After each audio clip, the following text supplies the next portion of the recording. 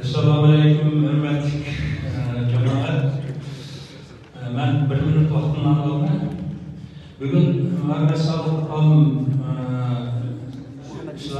Muhammed Yusuf İslamşünas aldığımız bugün sizden bu bizden Ali Muhammed Mecid yayınımızga ait hoş olduk. Hoş geldiniz. Sizler biz 14. yılı herhalde görüşkendik. İşiniz bol olsun. Sizler şükür getirdi yetip 45 günde yaxşı ötüsen. Hem de benim demek oğlum hazır Murat Besinat elimiz yaxşı paranlanıp geldi.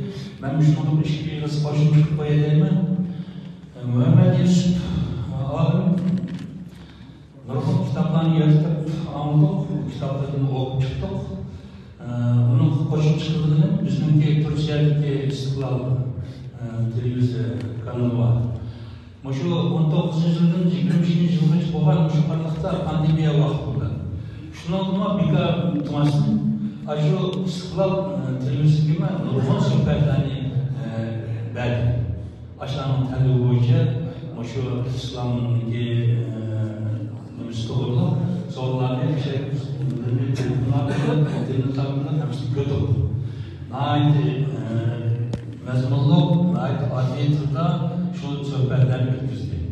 Onun az bizimki Kazakistan çıkılan ilk sansürlüğüne nurg'un maqolalarni her sanda esittirdi.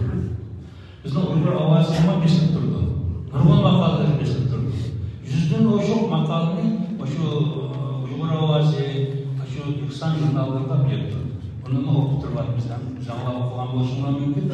Hani biz dinleyiz, aldığımızdaki hayatımızda unutma artık ilmi, ahlaki mevzularda erişimimizi talep ederiz.